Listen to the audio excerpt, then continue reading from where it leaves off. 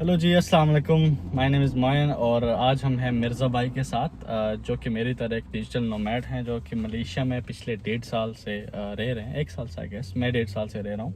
And ये Malaysia में अपनी फैमिली के साथ रह रहे हैं और मैं अकेले रह रहा हूँ। सो बैचलर्स जितने भी लौंडे हैं उनके बारे में तो हमने डिस्कस किया हुआ है, हमने वीडियोस बनाई है डिटेल में कि एज अ सिंगल आप शिफ्ट हो रहे हैं तो आपको क्या क्या रिक्वायरमेंट्स चाहिए। बट अगर आप फैमिली के साथ प्लान कर रहे हैं मलेशिया आने के लिए तो उसके लिए आपको क्या क्या रिक्वायरमेंट्स चाहिए, डिजिटल नोमैड का पूरा प्रोसेस। मिर्ज़ा भाई फैमिली ऑफ 4 और इनके 2 बच्चे हैं। इन्होंने पूरे साल में इनका जो भी एक्सपीरियंस था पाकिस्तान से आने से पहले, जो भी चैलेंजेस थे इनके पास इन्होंने फेस किए हैं, उन सब के बारे में हम डिस्कस करेंगे आज। सो अस्सलाम वालेकुम मिर्ज़ा भाई, क्या हाल है? अस्सलाम वालेकुम। आप सुनाइए। वालेकुम सलाम, बिल्कुल ठीक ठाक। सो हम यूजुअली इतने कैजुअल बात नहीं करते हैं, बट आज हम वीडियो के लिए ज़रा मिर्ज़ा भाई से कुछ स्पेसिफिक क्वेश्चंस करेंगे एंड देन मिर्ज़ा भाई उनको आंसर करेंगे। सो उससे पहले आई वुड आस्क मिर्ज़ा भाई, अपने बारे में थोड़ा बताएं कि आप क्या काम करते हैं और कितने टाइम से मलेशिया में हैं। अच्छा, तो मेरा ये है कि मैं बैचलर ऑफ कंप्यूटर साइंस हूँ और मैं 2015 का ग्रेजुएट हूँ और मेरा 10 साल का एक्सपीरियंस है फ्रंट एंड डेवलपमेंट में। तो वेबसाइट डेवलपमेंट वाज लाइक पिछले 10 साल से थी और डिफरेंट कंपनीज के साथ काम किया है। पाकिस्तान इस्लामाबाद में रावलपिंडी में रिहाइश थी, तो इस्लामाबाद में बहुत सारी कंपनीज थी, उनके साथ भी काम किया था। तो फिर आहिस्ता आहिस्ता रिमोट वर्किंग में शिफ्ट होना शुरू हो गए। पहले एक जर्मन कंपनी के साथ काम किया remote as a remote worker, और फिर उसके बाद currently I am working with an American company. So thank you so much Mirza भाई। सो कब आपके माइंड में ख्याल आया कि यार मुझे पाकिस्तान से बाहर एज अ नोमैड बाहर जाके रहना है, और मलेशिया स्पेसिफिकली आपने क्यों चूज़ किया? बेसिकली मतलब माइंड में नहीं था कि मलेशिया ही आना है। बस एक अपॉर्चुनिटी के बारे में पता चला, थ्रू फ्रेंड्स पता चला कि यार मतलब ये भी एक अपॉर्चुनिटी है, डिजिटल नोमैड है मलेशिया का, तो why not like explore it. मतलब ऐसे ही देखते हैं भाई कि क्या है क्या नहीं है। तो थोड़ा बहुत एक्सप्लोर करना स्टार्ट हुए तो प्रोफाइल जो थी वो मेरी एक्यूरेट थी अकॉर्डिंग टू जितनी भी रिक्वायरमेंट्स थी इस डिजिटल नोमैड वीज़ा की। तो उस हिसाब से रिक्वायरमेंट फुलफिल हो रही थी, तो मैंने कहा like why not try. And हमेशा मतलब एक शुरू से आदत है और करनी भी चाहिए कि लाइक अगर अपॉर्चुनिटी कोई नजर आ रही है तो जस्ट ट्राई तो करे ना। कुछ ना करने से बेहतर है कुछ बंदा ट्राई करे। Let's just fill the form and submit वाला हिसाब। सिर्फ तो मलेशिया ही स्पेसिफिकली आपने क्यों चूज़ किया? और भी कंट्रीज हैं लाइक यूरोपियन कंट्रीज और साउथ अमेरिका में भी हैं, तो वाई मलेशिया? यस, मैंने जब मुझे मलेशिया के डिजिटल नोमैड का पता लगा उसके बाद मैंने एक्सप्लोर किया बाकी कंट्रीज का भी। फिर मैंने कहा यार मतलब लाइक और भी मुल्क हैं बहुत सारे जो कि डिजिटल नोमैड वीज़ास देते हैं। पुर्तगाल का D7 है जैसे, ठीक है, ब्राज़ील का भी डिजिटल नोमैड था। तो अब मलेशिया एक इस तरह से बेहतर लगा कि मतलब Malaysia it's a Muslim country, ठीक है, तो एवरीथिंग फैमिली के साथ बहुत इजी हो जाता है कि आप फैमिली के साथ मूव कर रहे हो तो आपको कोई इशू नहीं होगा। खास तौर पे जब आपके बच्चे हो यार, 4 साल के 2 साल का बच्चा हो ना, तो आपको मतलब टेंशन नहीं होती है कि भाई मतलब कहीं और जाना नहीं है। उनकी खुराक वगैरह का सारा कुछ जो है वो हो जाता है आराम से। So that is why. Okay, so चलें लिव इन लाइफस्टाइल के बारे में हम डिटेल में बात करेंगे, लेकिन हम शुरू से चलते हैं कि जैसे आपने डिसाइड किया कि you want to move to Malaysia, तो फर्स्ट क्या प्रोसेसेस थे? आपने रिक्वायरमेंट सारे आपने देख लिए मलेशियन वो जो एमडेक के वेबसाइट पे हैं, एंड देन पाकिस्तान के एंड पे कौन कौन से डॉक्यूमेंट्स रिक्वायर्ड हैं जो आपके माइंड में आ रहे हैं, इंपॉर्टेंट डॉक्यूमेंट्स जो कि हमें अप्लाई करने से पहले सारे गैदर करने चाहिए? जो इम्पोर्टेंट डॉक्यूमेंट्स हैं with family marriage registration certificate जो कि MRC होता है, जो कि पाकिस्तान में बहुत कम लोग बनवाते हैं। निकाह नामा is a different thing, MRC is a different thing. ज़्यादातर लोग ये समझते हैं कि निकाह नामा जो है वो MRC है। MRC आपकी यूनियन काउंसिल से बनता है, ठीक है, और उसके बाद फिर जो बर्थ रजिस्ट्रेशन सर्टिफिकेट होता है बच्चों का, वो जो होता है वो नादरा से तैयार होता है, दोनों चीज़ें। तो दोनों की दोनों जो है वो अटेस्ट जो है यूनियन काउंसिल से ही होती हैं। और first and the first thing is कि उसको पहले यूनियन काउंसिल से अटेस्ट होना है, उसके बाद उसको मोफा से अटेस्ट होना है। एमटेक की रिक्वायरमेंट है कि वो मोफा से अटेस्ट हो। जब मोफा से अटेस्टेशन हो जाती है तो फिर वो एम्बेसी, मलेशियन एम्बेसी जो है वहाँ से फिर उनकी अटेस्टेशन होती है। तो जो थोड़ा बहुत इश्यूज मुझे रहे थे वो ये थे कि मोफा के टाइम ना मेरी अटेस्टेशन हो गई थी, बट मोफा अटेस्टेशन के टाइम में क्यूआर आपके डॉक्यूमेंट्स पे लगाता है, ठीक है। वो क्यूआर डॉक्यूमेंट क्यूआर कभी कभार नहीं काम करता। ओके। अगर वो नहीं काम करेगा तो मलेशियन एम्बेसी आपके डॉक्यूमेंट्स एक्सेप्ट नहीं करेगी। तो ये चीज़ ज़रा ध्यान में करनी होती है। तो कोई मतलब इतनी बड़ी रिक्वायरमेंट नहीं है, you just have to prove your relationship with your wife and kids. Okay, perfect. So उसके अलावा जैसे हमारी जो मेन डॉक्यूमेंट्स हैं, मैरिज सर्टिफिकेट और बर्थ सर्टिफिकेट, इन दोनों को हमने मोफा से अटेस्ट करवाया, और उसके बाद नेक्स्ट कौन कौन से डॉक्यूमेंट्स हैं, क्या रिक्वायरमेंट्स है, इसके साथ हम यही भी कहेंगे कि क्या मलेशियन डिजिटल नोमैड के लिए एज अ फैमिली रिक्वायरमेंट्स होती हैं। ये तो दो मेन हो गई। उसके अलावा जो है आपका कॉन्ट्रैक्ट और जो वो सारी चीज़ें भी ज़रा मेंशन करें। यस, हाँ, आपका कॉन्ट्रैक्ट जो है, मेरा कंपनी का एग्रीमेंट होता है, हर साल रिन्यू होता है, ठीक है। वो जो है उनको लेटेस्ट एमडेक को देना पड़ता है। तो मुझे हर दफ़ा ये मुझे जब मैंने अक्टूबर में अप्लाई करना था तो मुझे अपनी कंपनी से लेटेस्ट कॉन्ट्रैक्ट लेना पड़ा, जस्ट टू टेल देम कि ये कॉन्ट्रैक्ट जो है it's valid for the next 1 year at least. तो और ये पिछले 1 साल से चलता हुआ आ रहा है। तो requirement is that you should be working for a company for at least 1 year and your contract should be extendable up to 1 year. Okay, so ये बेसिकली हाँ, ये एक प्लस पॉइंट है। लेकिन मिनिमम जो रिक्वायरमेंट है वो एटलीस्ट है 3 मंथ्स की होनी चाहिए, और बाकी ये है कि $2000 आपके मिनिमम इनकम में होनी चाहिए। That is the biggest requirement, जो कि आपकी जो सैलरी है मंथली वो $2000 होनी चाहिए, ठीक है, यूएस में। एंड मतलब उससे यही सबसे बड़ी जो है ना इनकी मेन रिक्वायरमेंट बनती है, बाकी तो डॉक्यूमेंटेशन हो ही जाती है। Okay, perfect. सो जितनी भी डॉक्यूमेंटेशन की लिस्ट होगी वो मैं डिस्क्रिप्शन में डाल दूंगा, तो वो आप चेक कर सकते हैं। छोटे छोटे डॉक्यूमेंट्स, पे स्लिप्स और वर्क कॉन्ट्रैक्ट और वो सारी चीज़ें, उसका इतना मसला नहीं है। और हम इम्पोर्टेंट चीज़ों के बारे में बात करेंगे।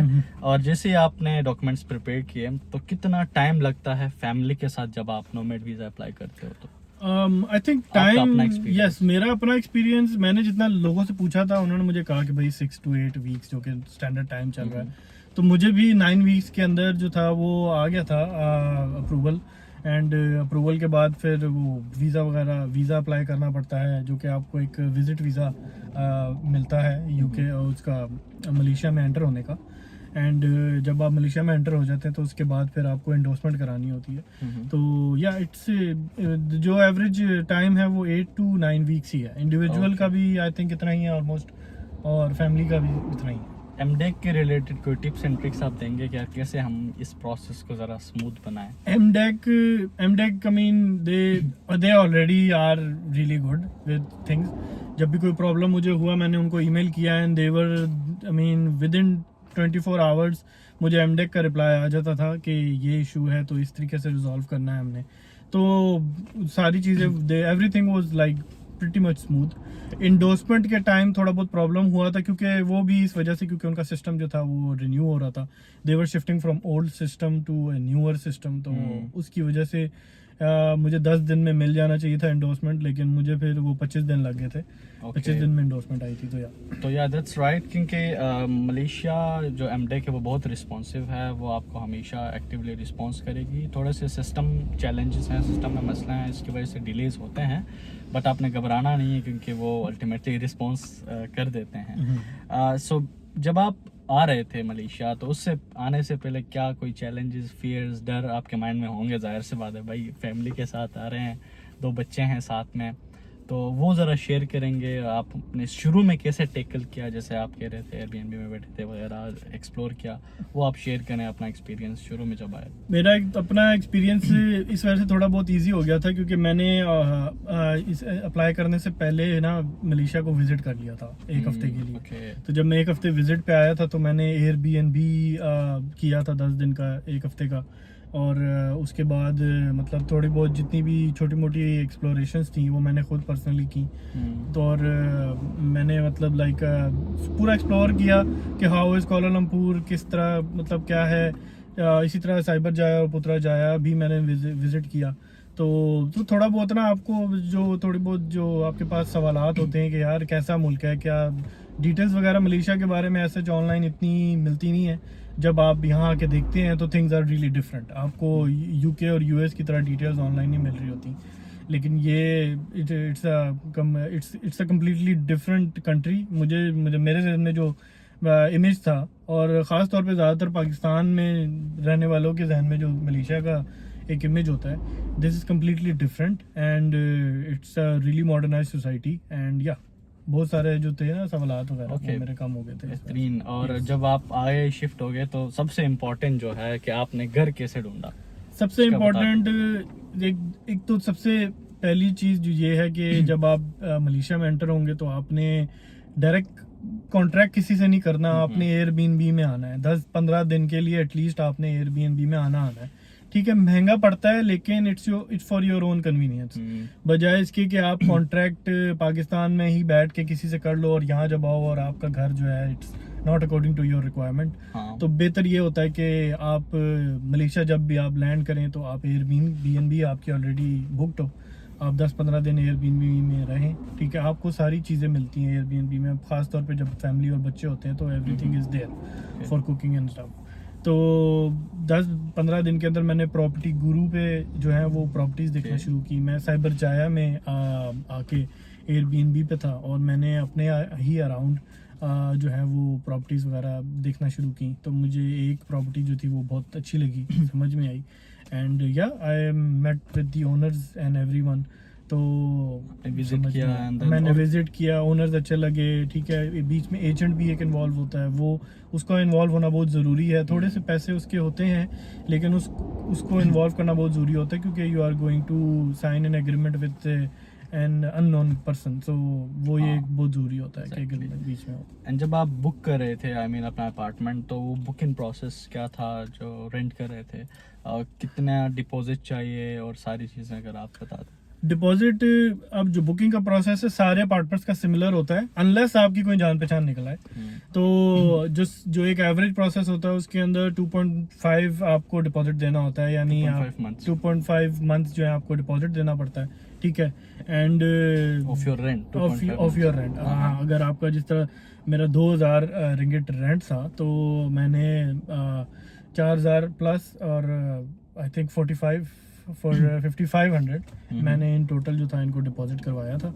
एंड या that is the key thing. जब जैसी वो डिपॉजिट बैंक में हो जाता है ओनर के, वो आपको उसी टाइम पे चाबी दे देंगे। तो यस, हाँ, इतना मसला नहीं है, बहुत स्मूथ प्रोसेस। हाँ, ये प्रोसेस बहुत स्मूथ है। बस आपको ध्यान में रखना है कि चीज़ें जो है वो, मतलब आपको इतना भी यकीन नहीं करना किसी पे कि हर चीज़ जो है वो खुद ब खुद हो रही है। ठीक है, आपको ओनर से बात करनी है, आपको ओनर का भी मिजाज समझना है कि भाई वो बंदा कैसा है, आपको तंग तो नहीं करेगा।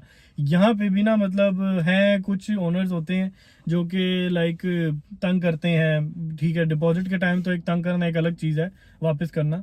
लेकिन कुछ चीज़ें हैं जो कि अपार्टमेंट्स के अंदर मिस होती है। मैंने बहुत सारी फैमिलीज यहाँ पे देखी हैं, तो वो जो है उन्होंने बाद में बहुत रिग्रेट फील किया कि यार हमने गलती कर दी। तो मेरे जहन में ये, अब अल्लाह का शुक्र है, मेरे जितना भी प्रोसेस था उसके अंदर मैंने चीज़ें जो थी ऊपर से देखी। ज़्यादा इन डेप्थ जाने की ज़रूरत नहीं है, लेकिन बस ऊपर से चीज़ें देखनी है कि यार things are good, building good है। ज़्यादातर सबसे बड़ी चीज़ ये है कि लाइक बिल्डिंग की सिक्योरिटी होनी चाहिए, बिल्डिंग अच्छी होनी चाहिए।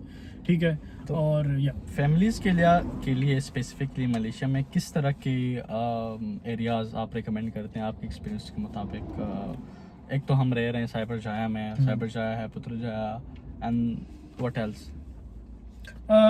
साइबर जाया, अब देखें, it depends on the person and the family itself. ठीक है, मुझे हमेशा एक सुकून वाली जगह पे रहने का शौक था।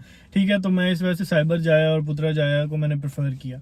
अब मैंने पुत्रा जाया में भी 1-2 घर देखे, लेकिन मुझे साइबर जाया में एक पसंद आया, और दूसरा ये था कि मेरा जो एयरबीएनबी था वो भी ख़त्म होने लगा। तो मैंने कहा यार चलो एक डिसीजन फटाफट ले लेते हैं, and it was a good decision. अल्हम्दुलिल्लाह 1 साल हो गया उधर। तो अब बाकी ये है कि अगर आपने, लेकिन ये है कि साइबर जाया, पुत्रा जाया में अगर आपने रहना है तो you have to purchase a car. ठीक है, कार रेंटल अगर आप करते हैं तो वो एक्सपेंसिव पड़ जाएगा आपको, आप रेंट भी दें और कार रेंटल भी करें। तो बेहतर ये होता है कि बंदा यहाँ पे एक गाड़ी ले ले आके। गाड़ियाँ यहाँ पे चीप हैं, कोई इतनी ज़्यादा महंगी नहीं है। ठीक है, और आपको एक अच्छी प्राइस में, अब पाकिस्तान में जिस तरह 15 से 20 लाख में आपको जो है कोई गाड़ी ऐसा बहुत अच्छी नहीं मिलती, लेकिन यहाँ पे 15-20 लाख में आपको एक बहुत अच्छी सेडान भी मिल सकती है आराम से। और वो 1 साल जो है आराम से आपके निकालेगी। बेहतर। एंड या सो इसी के साथ मिर्ज़ा भाई की अपनी गाड़ी है जिसमें हम रिकॉर्ड कर रहे हैं ये वीडियो। और आप ज़रा ड्राइविंग एक्सपीरियंसेस के बारे में बताएं कि इंटरनेशनल जो पाकिस्तान का ड्राइविंग लाइसेंस है वो हमें लेके आना चाहिए, वो यहाँ पे चलेगा, एंड या यहाँ पे हमें और भी कुछ प्रोसेसेस हैं to drive car in Malaysia? हाँ, इंटरनेशनल और लोकल लाइसेंस आपके पास होना चाहिए। मेरे पास पंजाब का लोकल लाइसेंस है और मेरे पास पंजाब ही का इंटरनेशनल लाइसेंस भी है। Okay. दोनों की ज़रूरत पड़ती है। ठीक है। जब मैंने गाड़ी ली थी तो मेरे दोनों लाइसेंस जो थे वो चेक हुए थे, वैलिडिटी उनकी प्रॉपर तरीके से चेक हुई थी, और फिर मैंने पूछ भी लिया था उनसे कि लाइक इसकी वैलिडिटी क्या है, मैं कब तक चला सकता हूँ। कुछ लोग Okay. कह रहे थे कि यार इंटरनेशनल पे आप 6 महीने चला सकते हैं, लेकिन as a digital nomad, because you are considered a professional person here in Malaysia, तो आपका जब तक डिजिटल नोमैड, आपका जब तक इंटरनेशनल ड्राइविंग लाइसेंस वैलिड है, आप यहाँ पे आराम से गाड़ी चला सकते हैं, unless you get involve into an accident जिसमें आपने कोई गलती की हुई हो, वो एक डिफरेंट केस होता है। तो यस, आप आराम से इंटरनेशनल लाइसेंस पे, पाकिस्तान के इंटरनेशनल लाइसेंस पे आप आराम से यहाँ पे ड्राइव कर सकते हैं। तो नेक्स्ट, आप बैंक अकाउंट कैसे खोल सकते हैं मलेशिया में? आप खोल सकते हैं और क्या बेनिफिट्स है उसके और सारी चीज़ें? प्रोसेसेस जो है बहुत जल्दी एक तो एमडेक के और हाँ, डिजिटल change नोमैड होते के हैं। चेंज होते रहते हैं। ठीक है, जब मैं पिछले साल आया था तो एक एमडेक की ऑफिस की बैक साइड पे ना 2 ब्रांचेस थी। हाँ, मे बैंक की एक ब्रांच थी और एक HSBC की भी ब्रांच थी। हाँ, एग्जैक्टली। वो दोनों बैंक्स जो थे डिजिटल नोमैड्स के लिए बैंक अकाउंट खोल रहे थे, लेकिन सिंस सितंबर 2025 अब जो है वो अकाउंट्स नहीं खोल रहे and they doesn't have any reasons. जब वो उन्होंने कहा है कि भाई हमें एमटेक ने मना कर दिया, तो कुछ नहीं पता कोई क्यों किया, क्या सिक्योरिटी रीजंस हैं इसके पीछे। बट या मैंने जब मे बैंक अकाउंट मैंने जब खुलवाया था तो उन्होंने मुझे एक लिमिटेड अकाउंट खोल के दिया जो कि सेविंग्स का अकाउंट था, एंड विच हैड और डेबिट कार्ड भी उसी टाइम इशू करके दे देते हैं। तो प्रोसेस बहुत इजी था। हाँ। लेकिन अनफॉर्चुनेटली अब नहीं ओपन हो रहा, तो लेट्स सी। हाँ, बट उसके अलावा भी कोई मसला नहीं, क्योंकि डिजिटल वॉलेट्स बहुत ज़्यादा मलेशिया में कॉमन है, लाइक वाइज अकाउंट, पेपाल, यहाँ का अपना टैचंगो एंड बिग पे, और भी बहुत सारे वॉलेट्स हैं। तो मैं पिछले 1.5 साल से विदाउट अ बैंक अकाउंट रह रहा हूँ, तो आप सर्वाइव कर सकते हैं even without a bank account, हाँ। उसका कोई मसला नहीं। ओके, लास्टली बहुत इंपॉर्टेंट क्वेश्चन जो बच्चों के साथ आ रहे हैं उनकी एजुकेशन बहुत इंपॉर्टेंट है। एजुकेशन और हम हेल्थ को डिस्कस करेंगे। आपका अपना एक एक्सपीरियंस था हेल्थ का, आई थिंक इनके बच्चे की थोड़ी तबीयत ख़राब हुई थी, तो Yes. हम ये 2 चीज़ें आप शेयर करें कि क्या कैसी है एजुकेशन यहाँ पे और हेल्थ सिस्टम कैसा है? Let's start with education. Education का ये है कि थोड़ा बहुत एक्सपेंसिव है, क्योंकि यहाँ पे आप लोकल स्कूल में अगर बच्चे को पढ़ाना है तो आपके बच्चे को मलय आनी चाहिए। तो लोकल स्कूल में तो, और वो थोड़े चीप भी होते हैं वो लोकल स्कूल्स, क्योंकि वो गवर्नमेंट फंडेड होते हैं सारे। And the only barrier is language. बच्चा जो है ना वो कोप अप नहीं कर पाता। हाँ, अगर कोई आप बच्चा 2 साल का अगर है, जिसने 2 या 3 साल का बच्चा है जिसने अभी लाइक स्टार्ट करना है प्ले ग्रुप, उस पर आप कंसिडर कर सकते हैं कि यार क्यों ना इसको जो है वो लोकल में डाल दिया जाए, ताकि ये मलय सीखे और फिर कोप अप भी कर दे। लेकिन मेरा बेटा क्योंकि 4 साल का था, मुझे अब मैं उसको इस तरह के स्कूल में नहीं डाल सकता था कि वो जाके मलय भी सीखे। It was too much for him.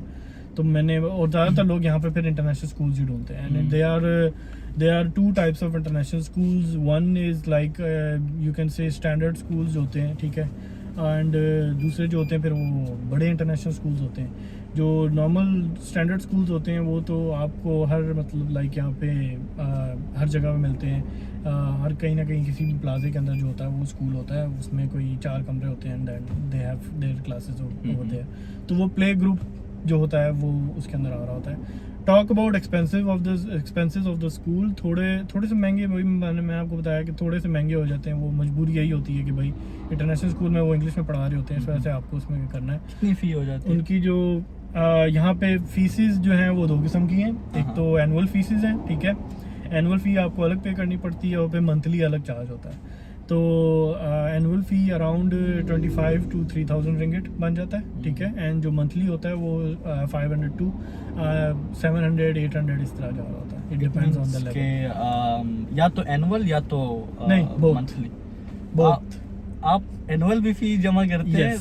हैं 3,000 रिंगिट Yes. मंथली भी? द एनुअल बेसिकली कवर्स जो है, वो एनुअल जो आपकी कवर करती है वो बच्चे की बुक्स वगैरह पर्सनल, ठीक है, और बच्चे की क्लोथिंग, बच्चे का, Oh, क्योंकि उसके अंदर okay. मील भी है, एवरी डे मील भी शामिल होता है उसके अंदर, तो दैट इज़ वाई एनुअल जो है वो चार्ज किया जाता है। And then when it comes to tuition fees वो होती है मंथली। Okay Yes. ओके, इसलिए मैं जल्दी शादी नहीं करता। तो हाँ, खर्चा तो है, हाँ, खर्चा तो एजुकेशन का है। खर्चा तो है। तो अच्छा, मुझे ये बताएं, अभी हेल्थ के बारे में बताएं, बहुत इंपॉर्टेंट है। हेल्थ का ये सीन है कि हेल्थ भी थोड़ी बहुत एक्सपेंसिव है। अगर आप मतलब बीमार हो जाते हैं तो आपको मतलब डॉक्टर को चेकअप भी अगर आपको कराना है तो वो फिर 100 रिंगिट 150 रिंगिट का चेकअप हो जाता है, ठीक है, जो कि पाकिस्तानी 6,000 7,000 8,000 रुपया बनता है। और फिर उन्होंने एंटीबायोटिक देनी है तो उसका अलग चार्ज होता है। तो एंटीबायोटिक का कोई भी मेडिसिन देनी है तो उन्होंने चार्ज तो करना ही करना है। और यस, मेडिकल थोड़ा बहुत एक्सपेंसिव है। अगर आपकी अगर कोई इंश्योरेंस है जो कि आपको प्रॉपर तरीके से जो क्या नाम है, एक तो आउट पेशेंट होता है ना, और एक इन पेशेंट होता है। ज़्यादातर जो इंश्योरेंसेज होती हैं वो इन पेशेंट ही कवर करती हैं, आउट पेशेंट इतना नहीं कवर करती। अगर आपकी इंश्योरेंस आउट पेशेंट कवर करती है तो आपके लिए गुड है, आप हर चीज़, आप हर आउट विज़िट को जो है वो क्लेम करवा सकते हैं, ठीक है। लेकिन क्योंकि मैं जो हूँ वो TPL के इंश्योरेंस पे आया हूँ, उसके अंदर आउट पेशेंट बिल्कुल भी नहीं है, ओनली इन पेशेंट है।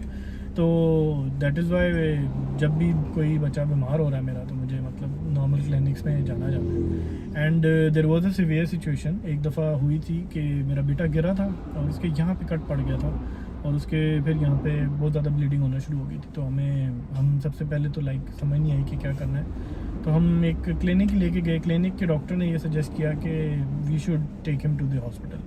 और तो हॉस्पिटल्स जो थे वो हॉस्पिटल्स का अलग एक क्राइटेरियाज होते हैं, ज़्यादातर वो यही पूछते हैं कि भाई पैनल पे हैं कि नहीं है। लेकिन यहाँ पे ना कुछ गवर्नमेंट हॉस्पिटल हैं जो कि प्राइवेट प्लस गवर्नमेंट है। जिस तरह जो पुत्रा जाया हॉस्पिटल है, साइबर जाया हॉस्पिटल जो है वो कम्प्लीटली गवर्नमेंट है, ठीक है। वहाँ पे आपको पैनल वगैरह की ज़रूरत पड़ जाती है, नहीं है तो फिर वो आपको चार्ज करेंगे। लेकिन पुत्रा जाया जो है वो सॉर्ट ऑफ सेमी गवर्नमेंट है, जो कि यहाँ पे लोगों से जान पहचान वालों से जो है पता चला था कि वहाँ ले जाओ, वो अच्छा है। वो लोग सीवियर केसेस को बहुत चीप में देख लेते हैं बेसिकली।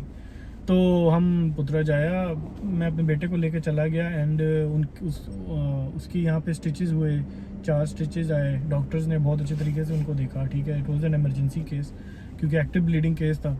एंड उन्होंने 6 घंटे बेटे को रखा, सारा कुछ पूरी सर्जरी हुई प्रॉपर तरीके से। Doctor was really good and उस सारी चीज़ों का जो चार्ज था वो 100 रिंगिट था, ओनली 6,000 पाकिस्तानी में। उन्होंने इमरजेंसी केस जो था वो पूरा रिजॉल्व किया मेरे बेटे का। आई डोंट हैव, मतलब फाइनेंसिस की कोई टेंशन वहाँ पे नहीं थी in an emergency case. So most important question now कि अब सबसे पहले तो आप ये बताएं कि पाकिस्तान से अगर कोई आना चाह रहा है फैमिली के साथ तो कितना बैकअप उनके पास होना चाहिए, कितना खर्चा पैसे होने चाहिए ताकि वो इधर ज़रा पीसफुल माइंड के साथ ज़रा थोड़ा एक्सप्लोर करें और वो हो जाए। और फिर आपका अपना कितना खर्चा है यहाँ पे मंथली हिसाब से विद फैमिली ऑफ 4, वो भी हम डिस्कस करेंगे। यस, अच्छा, इस तरह है कि मलेशिया पहली दफ़ा लैंड करने के बाद ना आपके पास एटलीस्ट 12 से 15 लाख रुपए होने चाहिए, ठीक है, पाकिस्तानी। आप उसको बेशक कन्वर्ट कर 15 से 20,000 रिंगिट। हाँ, 15 से 20,000 रिंगिट बनता है, जो कि अब इसके अंदर क्या क्या कवर होता है। इसके अंदर आपका डिपॉजिट घर का आपके पास होना चाहिए, ठीक है। आपके बाकी छोटे मोटे जितने भी खर्चे हैं लिविंग के, 1 महीने का आपको जो है वो फूड का एक्सपेंसेस, क्योंकि एक पहला फर्स्ट मंथ जो होगा आपने ज़्यादातर आउटडोर ही करना होगा, ठीक है। इंडोर बनाना ज़रा वो टाइम लग जाता है। एयरबीएनबी पे ब्रेकफास्ट ही हो सकता है, ठीक है, उस पर हैवी कुकिंग अलाउ नहीं होती। तो यस, इस तरह है कि like that should be I think available. और मैं ये फैमिली ऑफ 4 का मैं एक्सपेंस बता रहा हूँ। जिस तरह फैमिली ऑफ 5 है उसका डिफरेंट होगा थोड़ा सा। आप 2 लाख रुपए ऊपर कर लें हर मेंबर के साथ। सो या ओके, एंड देन अभी करंटली आप पिछले 1 साल से रह रहे हैं, तो आपके month two month family of 4 कितने एक्सपेंसेस हैं उनको हम ज़रा ब्रेक डाउन भी करेंगे। क्या रेंट कितना है, महीने का खर्चा कितना होता है, इंडोर आउटडोर आप कितना खाते हैं, देन बच्चों के एक्सपेंसेस सब मिला के कितना एक एक्सपेक्ट कर सकते हैं बंदा अपना मेंटली प्रिपेयर होकर आ सकता है। अब मेरा इस तरह है कि मैं 2000 रिंगिट जो है रेंट दे रहा हूँ और 2 बेडरूम अपार्टमेंट है मेरा, ठीक बड़ा है। है काफी, 1000 स्क्वायर फीट बहुत पे, बड़ा है ठीक है। तो it's a big apartment, this is लेकिन 2000 के लिहाज से लोग यहाँ पे अब 2000 के मिलते नहीं है वैसे तो। 1000 स्क्वायर फीट में मुझे अल्हम्दुलिल्लाह ढूंढने पड़ते हैं, मिल जाते हैं चीप, ठीक है। अभी मैं सोच रहा था कि हम लोग लाइक शिफ्ट हुए कहीं और जाएं तो लामे को लाइक 2500 से नीचे कोई बात ही नहीं हो रही थी 1000 स्क्वायर फीट में। तो 2000 रेंट हो गया, ठीक है। Utilities, internet, electricity and water bills वगैरह ये मिला के आपके 500 का खर्चा बन जाता है टोटल, 500 रिंगिट। बेटे की मेरी फीस, मेरा अभी एक बेटा स्कूल जाता है वो 500 अभी दे रहा है। अभी 3000 उसकी अगले महीने, अगले साल, क्योंकि वो ईयर 5 में जा रहा था, वो 600 हो जाएगी। ठीक है। तो अब दूसरा बेटा भी मेरा पढ़ेगा तो फिर उसकी भी 600 हो जाएगी, इस तरह हो जाती है। एंड जो फिर ग्रोसरी जो है वो थोड़ी बहुत एक्सपेंसिव पड़ जाती है यहाँ पे, क्योंकि यहाँ पे सब्जी, वेजिटेबल एंड फ्रूट जो है वो थोड़े से महंगे हैं, ठीक है। तो कुछ जगहें हैं जहाँ पे चीप भी है, लेकिन वो फिर आपको ड्राइव करके जाना पड़ता है, दूर दूर, आधे घंटे दूर है वहाँ से। फिर आप बल्क में बहुत सारी चीज़ें ले आओ, वो सस्ती भी पड़ जाती हैं फिर। तो ओवरऑल जो ग्रोसरी और फूड एक्सपेंस है वो हमारा 1500 से लेके 2000 रिंगिट के दरमियान है पूरे मंथ का, जिसके अंदर पूरी ग्रोसरीज हो रही है। आउटडोर ईटिंग भी आप इसी के अंदर शामिल कर लें। यस, तो टोटल कितना बनता है वो 3000 हो गए एंड ये 1500। टोटल आप ध्यान में रखें 5500 रिंगिट हमारा जो है ना एवरेज। हाँ, और मिर्जा भाई घूमते भी बहुत है, चक्कर घूमते का काफी लगता है, जगहें यहाँ पे कहीं ना कहीं होते हैं। तो वो सारा मिला के इनका 5000 5500 रिंगिट, ये आप पाकिस्तान में कैलकुलेट करें, अराउंड 3 लाख 3.5 लाख रुपया बनता है। तो ये हो गए इनके एक्सपेंसेस। और इसमें लास्टली अगर आप कुछ एडवाइस इनको कि एक साल के बाद आपको क्या फील हो रहा है यहाँ पे, सबसे इम्पोर्टेंट वैल्यू फॉर मनी, और जो घर इनको मिलते हैं वो फुली फर्निश्ड मिलते हैं, बच्चों के लिए क्या इन्वायरमेंट है यहाँ पे, ओवरऑल जस्ट ओवरऑल मलेशिया के बारे में आप बताएं ज़रा। ओवरऑल मलेशिया इज मतलब लाइक इट्स वेरी गुड, ठीक है। अब आप देखें तो मतलब लाइक जो रेंट की मैंने बात की, रेंट में आपको यहाँ पे फुली फर्निश्ड एक घर मिल जाता है, जो कि मतलब पाकिस्तानी 1,30,000 रुपये बनते हैं। पाकिस्तान में 1,30,000 रुपये में आपको फुली फर्निश्ड 1 बेड मिल जाता है इस्लामाबाद में, ये मुझे पता है। 2 बेड इम्पॉसिबल है। तो सेम जिसे कहते हैं ना, सेम बिल्ड में जिस तरह का घर होता है, आपका लाइफस्टाइल वगैरह यहाँ पे बहुत मॉडर्नाइज्ड है, ठीक है। ना कोई पानी का इशू, ना कोई बिजली का इशू, ना कोई गैस का इशू। हाँ, गैस का ये है यहाँ पे कि यहाँ पे सिलेंडर, ज़्यादातर सिलेंडर लेना पड़ता है। जो लैंडेड हाउसेज है वहाँ पे गैस होती है, लेकिन बिल्डिंग्स में बहुत कम होती है। तो सिलेंडर का ये है कि इलेक्ट्रिक चूल्हा, हाँ इलेक्ट्रिक चूल्हा ले लो, लेकिन इलेक्ट्रिक चूल्हे पे भी लाइट कुकिंग होती है। हाँ। तो पाकिस्तानी फैमिली जितनी भी हैं वो गैस का सिलेंडर यूज़ करती हैं, और गैस का जो सिलेंडर है वो 30 रिंगिट का आता है, 30 रिंगिट का आता है, और 2 महीने चलता है, पूरे 60 डेज। सो या that is one of the like important things कि वो 60 डेज चलता है, वो भी हैवी कुकिंग में। ये भी नहीं कि मतलब हम कोई लो कुकिंग कर रहे हैं, वो रोज़ उसमें अच्छी खासी कुकिंग हो रही होती है। सो यही है। यही है। सो thank you so much Mirza भाई। और ये हम पिछले कई महीनों से प्लान कर रहे थे कि हम एक वीडियो बनाएंगे ओवरऑल। सो जितने भी इंडिविजुअल्स आ रहे हैं, अकेले फ्रीलांसर्स आ रहे हैं, डिजिटल नोमैड्स आ रहे हैं, या कोई भी आ रहा है मलेशिया मूव हो रहा है एज अ वर्क वीज़ा पे, नोमैड वीज़ा पे, या इवन किसी भी वीज़ा पे, इलीगल नहीं आना, बाकी कोई भी वीज़ा लेके आ जाए। तो ये जो है, इसके लिए मैंने ऑलरेडी वीडियोस बना दी हैं आपके लिए बहुत सारी, कि क्या जर्नी रही मेरी खुद की। और बाकी जो फैमिली के साथ आ रहे हैं, आज मिर्ज़ा भाई ने बड़ी डिटेल में आपको बताया कि क्या क्या एक्सपेंसेस हैं, क्या चैलेंजेस उन्होंने फेस किया, कितने खर्चा लगता है, और वो सारी चीज़ें। बाकी कुछ चीज़ें इधर उधर जो रह गई हैं वो आपको जब आप खुद आएंगे तो आपको धीरे धीरे चीज़ें अपने हिसाब से फिर आपको आइडिया होगा, लेकिन हमने कोशिश की कि जनरली आपको एक आइडिया दें। And personally Malaysia is like one of the best countries you will find out, क्योंकि अब कुछ चीज़ें एक्सप्लेन हम नहीं कर सकते, हम सिर्फ फील कर सकते हैं। जब आप पाकिस्तान से आएंगे तो देन आपको एक नेचुरली फील होगा कि यार एक लाइक खैर वो हम अपने basically it's a modernised country. यहाँ पे एक बहुत डिफरेंट फील आपको मिलती है, बहुत अच्छा लाइफस्टाइल है, सस्ता नहीं है। अगर फैमिली के साथ आ रहे हैं तो डेफिनेटली सस्ता नहीं है, इतना सस्ता। आई मीन अभी मैं रिसेंटली पाकिस्तान से होकर आया हूँ मिर्जा भाई, मैं इस्लामाबाद और कोलालमपुर के प्राइसेस को ऑलमोस्ट सेम समझता हूँ। बिलीव मी, अगर अब देखें यहाँ पे मिर्जा भाई जिस घर में रहे वहाँ पे स्विमिंग पूल, वहाँ पे जिम, हाँ। वहाँ पे सारी फैसिलिटीज, ये बात इन फैसिलिटीज को अगर आप तोले ना, कंपेयर करें ये और बात उसके है। साथ फिर आप ये पाकिस्तान बात को है। देखें, क्वालिटी तो ऑफ then- लिविंग सेम पैसों में हाँ। आपको यहाँ पे बहुत अच्छी मिलेगी। बहुत अच्छी मिलेगी। है? और यही quality of live in Pakistan में आपको शायद 5-10 लाख में भी ना मिले, हाँ, क्योंकि वो यही बात। प्राइवेट सारे एरियाज है। And when we talk about के डिजिटल नोमैड, ये जो डी रंटाओ है ये सिर्फ 2 साल का है, 2 साल से ज़्यादा का ये नहीं है, ठीक है। Yes. अब ज़्यादातर लोगों के सवाल ये होता है कि यार इतना ज़्यादा पैसा लगा के 2 साल के लिए आए। द थिंग इज़ के डिपेंड कम्प्लीटली ऑन यू, ठीक है। आपके पास ये अपॉर्चुनिटी है, ठीक है। अभी कल अपॉर्चुनिटी ये शायद बढ़ा दें, ये कहें भाई 3000 रिंगिट पे अब हम वीज़ा इशू करेंगे, $3,000 पे, हाँ। $3000 पे अगर हम वीज़ा इशू करेंगे तो ये रिक्वायरमेंट चेंज होती रहेगी। तो फॉर मी इट्स एन एक अपॉर्चुनिटी थी जो कि मैंने अवेल की और मैं आया, मूव कर गया यहाँ पे, ठीक है। और इंशाल्लाह अगले साल, अभी ये पिछले दिन रिन्यू करवाया मैंने अपना वीज़ा, तो अब ये नेक्स्ट फरवरी तक चलेगा, फरवरी 2027 तक। तो इंशाल्लाह मैं फरवरी में वापस आ जाऊँगा। तो it's just you know it's a very good opportunity. बहुत अच्छा लगता है, आपको नज़र आती हैं चीज़ें कि यार दुनिया में क्या चल रहा है, जो भी है आपको मतलब देखना चाहिए Yes. कि कितना सुकून है यहाँ पे भी। तो ये चीज़ जो है ना, अब मेरी जो थी, मेरे अब्बू से बात हो रही थी, तो मैंने कहा सबसे बड़ा मसला मलेशिया में ये है कि कोई मसला नहीं है। ठीक है, Okay. कि कोई मसला ही नहीं है, ना पानी की टेंशन है, ना गैस की टेंशन है, ठीक है। पाकिस्तान रावलपिंडी में जो रहते हैं अब, ठीक है, कराची में जिस तरह रह रहे हैं या लाहौर में कोई रह रहा हो, तो मतलब उसको पता है यार कि पाकिस्तान में ना कुछ चलता ही रहता है। टैंकर मंगाओ, पानी नहीं है तो ये करो। तो लाइक उस लिहाज से ना उतने ही पैसों में ना आपको यहाँ पे एक सुकून से आप बैठे रहोगे, घर पे सारे काम हो रहे होंगे, आपको ख्वारी नहीं पड़ होगी इतनी ज़्यादा। तो यस। और लास्ट थिंग जो हमने शायद स्किप कर दी, और जो इस पॉइंट तक वीडियो में पहुंचा है वो इससे फ़ायदा उठाएगा, बट इट्स अबाउट टैक्सेस, कि मलेशिया में क्या टैक्सेस होते हैं। This is not a financial advice, but digital nomad visas के लिए डिफरेंट लूप होल्स हैं बेसिकली, क्योंकि कुछ कंट्रीज़ फॉरेन इनकम पे एग्जाम्पशन देती है। Malaysia is one of that. तो हमारी इनकम भी एज अ फॉरेन इनकम आती है।